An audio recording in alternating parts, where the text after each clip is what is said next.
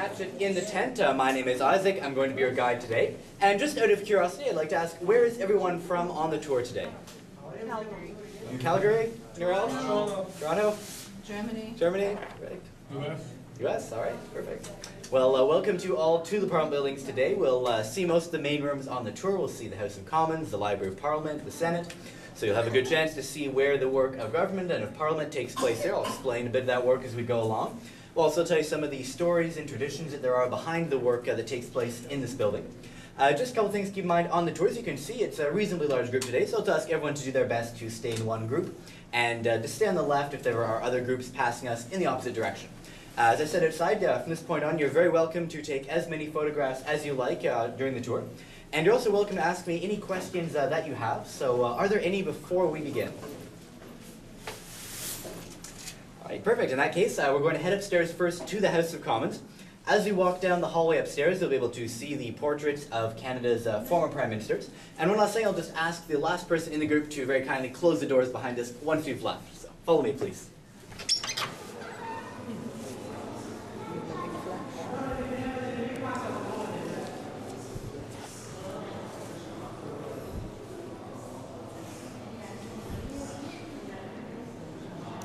Alright, so ladies and gentlemen, this room is the foyer of the House of Commons, so it's the entranceway. A lot of the time, the 308 members of Parliament that are elected across the country will come in to work through the members' entrance, which is right at the bottom of the stairs here, and they'll come up to do their work in the House of Commons, which is through the doors on the other side of the room. So this room here is really a meeting place for the representatives of the different parts of the country. Around the room, the various artworks and decorations show Canada, show the Canadian people. The sculptures that go all the way around the middle of the wall here show Canadian history. They begin with the Aboriginal peoples. They show the arrival of different European groups, the Vikings, the French, the English, various events in history, things like the Battle of the Plains of Abraham between the English and French armies in Quebec City. And finally, the sculptures look a bit towards the future, towards hopes for education and peace. And a little further up, just below the ceiling, you can see provincial symbols. You can see the crests of the Canadian provinces, carved into the stone all the way around the room. And if you look closely on this side, you'll see that right between the crests of Newfoundland and British Columbia, there is in the center an airplane carved into the stone. And that shows, on the one hand, the great distance there is between different parts of the country, but also the way in which they come a bit closer together through the work that takes place in the House of Commons. And it's, of course, in the House of Commons that a lot of work of the government will take place. In this room, there are 3 former Prime Ministers. Here is Prime Minister Borden, who was in power during the First World War. Across from him is Mackenzie King, the Prime Minister during the Second World War, and also Canada's longest-serving Prime Minister. He was in office for a total of 21 years. And all the way on the right-hand side here is Sir John A. Macdonald, Canada's first Prime Minister. Of course, the Prime Minister has always been a very important figure in the government, but as well there are the different departments that do a lot of its work, and they're shown on the ceiling. The stained glass panels there, many of them have paintings that show the ministries of the first governments of Canada. So you recognize things like the Ministry of Finance, which is shown by a pile of money, the scales for the Ministry of Justice, and the train showing the Ministry of Railways. So there's certainly a lot of history that's shown in this room, but it's still a very busy place. The room is still used today. This is, firstly, where the media wait to interview politicians as they come out of the House of Commons chamber. They'll stay in this room here. Often the interviews will be right in front of the central doors here between the flags. And the other thing that happens every morning in this room when the House of Commons will be sitting is the Speaker's Parade. So the Speaker, the Member of Parliament elected by their colleagues to run the meetings, has a parade to begin the day. They're followed by a number of officials, one of whom is the Sergeant-at-Arms, and they'll be carrying the mace. And if you look just over here into the glass case, what you can see there is a wooden mace. And this one was used temporarily for a year after a fire in 1916 that destroyed a lot of the Parliament buildings. I'll tell you a bit about that later. But it's usually a metal one that's used today, although the wooden one is still carried in once a year on the anniversary of the fire to remember that event in Parliament's history. And historically, the mace had a bit of a different function. It was originally quite dangerous in England to be the Speaker of the House of Commons. And the Speaker would bring messages about Parliament's work to the people, to the King, and so on. And often people who were not altogether impressed with what the members of Parliament were doing. And so the Sergeant-at-Arms acted as a personal bodyguard and carried a mace similar in size and shape to that, but made of metal, so a very heavy object, as you can imagine, as a weapon in order to defend the Speaker against attacks. Nowadays things have improved, and so it's no longer used as a weapon, it's used as a symbol of the power that the members of Parliament have.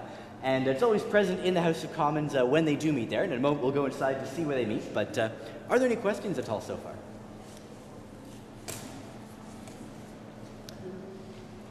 Well, just while waiting for the group ahead of us to come out, I'll invite you to come over here and I'll point a couple of other things out. Mackenzie King. 21 years, yes.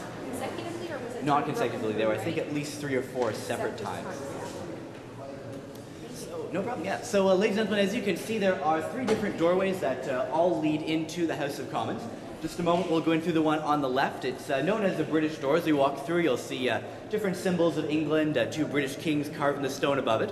When we leave after we've seen the House of Commons, we'll come out through the door on the right, which is the French door. So it's a very similar idea. It has French royal symbols and 2 French kings around it. And the largest doorway here in the center is known as the Canadian door. A lot of the symbols around it are symbols of the provinces. And if you look just very closely in this area of the door here, you'll see there is a small amount of damage. There's some small semicircular marks in the wood. And this is not at all by accident. This has to do with a ceremony where members of Parliament will be invited to go to the Senate. And very good, yes, there's someone called the Gentleman Usher of the Black Rod who will come to the House of Commons and knock on the door. So it's because of that knocking that we have marks in the wood. So bear that in mind for when we get to the Senate. I'll explain a bit about how that happens. But are there any questions at all before we make our way inside the House of Commons? Okay, well, I'll just ask everyone to take their hats or caps off as we go inside. If you'd like to follow me this way.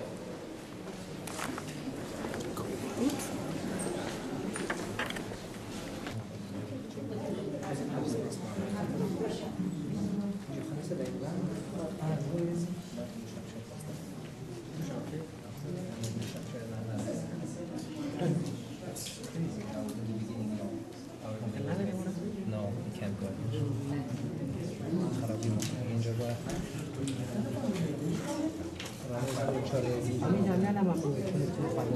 Into the House of Commons, and outside I told you a bit about the Speaker's Parade that will end here every morning. The Speaker takes his place in the Speaker's chair right in the center of the room, and the table in front of them, the clerk's table, is where the mace is set down. And once that's done, the meeting can begin for the day. The members can take their seats. The government members sit on our left over here, with the ministers in the front rows. The Prime Minister's seat is the 11th one from the back. Across from them are the opposition parties, and directly across from the Prime Minister you'll find the leader of the official opposition, the largest opposition party. A lot of the work that is done in this room is debating and voting on various bills, proposed laws that the House of Commons is studying. There are also 45 minutes every day known as a question period. This is a time when the members of the House of Commons can ask government ministers questions about what's in the news that day, for example. And all this work is open to the public. If you look just around the room, you'll see cameras all around the room which allow everything to be broadcast live on television. As well, a little further up, there are balconies going around the room. They're the public galleries for members of the public to observe the debates. The first rows of the gallery, which is directly ahead of us, is the press gallery. Members of the media will sit. And if you look a little bit further up, you may see all around the room stained glass windows. And these are a way of showing the provinces and territories of Canada. Each one's a different design based around the official flower of the respective province or territory. And so on the eastern wall over here are the eastern provinces, the western provinces across them, and straight ahead from us at the top are the northern territories. Are there any questions at all so far? There are 308 members. Sorry? Nunavut, when Charles I was in power. Charles I had a bit of a strange relationship with the members of Parliament, often disagreed with them, and on one occasion decided to solve this problem by arresting 5 of them. And so he arrived at the House of Commons in London with 500 soldiers to arrest these members of Parliament. And luckily, members of Parliament in question had heard about the plan in advance, so they weren't there that day. But their colleagues were still very shocked by the incident, by this attempt by the monarchy to come inside the House of Commons. And so what happened is that the Sergeant-at-Arms began sitting right inside the bar. So usually the bar is right across the door, and the chair and the table closest to the door that you can see there is where the Sergeant-at-Arms will sit during the meeting of the House of Commons to make sure there are no unwanted intrusions into the chamber. That happens still today. Yes, the Sergeant-at-Arms still sits in that chair today. So how does the meeting go? Sergeant-at-Arms? The Sergeant-at-Arms is, now their main role is as the head of the House of Commons Security Service. So they're often people who've been in the police or been in the army as officers. Any other questions before we make our way to the library? There usually are. That's more of a ceremonial role, so there. Great, so if you'd like to follow me this way, we'll make our way to the Library of Parliament.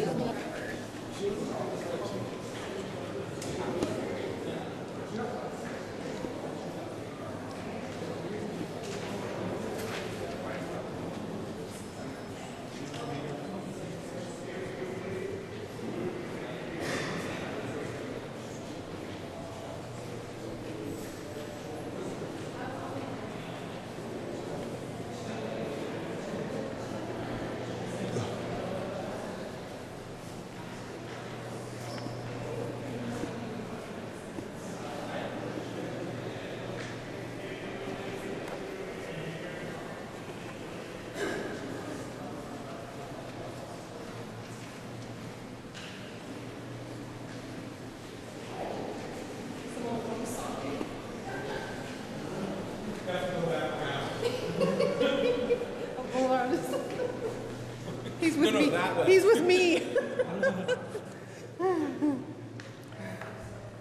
So I'll ask everyone to stay over here just so that the group ahead of us can come out of the library. Thank you.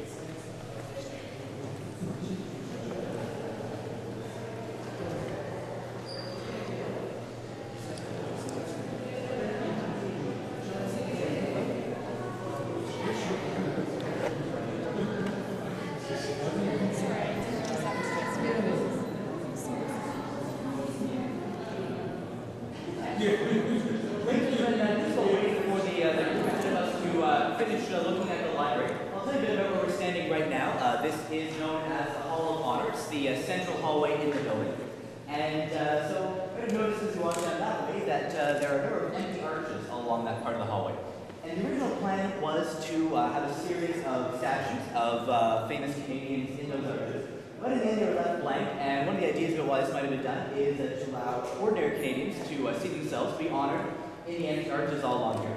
In this part of the hallway, however, there are a number of specific memorials. The one we're right behind, we're standing here, is the Nurses Memorial, so it's dedicated to the history of the nursing profession in Canada. As well, on this side, there are a few more things. There's a bell you can see here. This is the latest addition to the room. It's a Navy bell. It's here to commemorate the centenary of the Canadian Navy. It's quite interesting because it's been tasked from melting down a number of different things to the Navy, things like anchors from ships, buttons from uniforms, so on. All different things were melted down to create this symbol of the Canadian Navy. As well, along here, we have this small sculpture that's dedicated to the 50th anniversary of Canadian Confederation. And finally, over here, the ground plaque is dedicated to the victims of the fire. This is the fire in 1816, which I'll tell you a bit more about when we're inside the library. But there were 7 victims of that fire, including one member of Parliament. So this plaque is here to remember their names.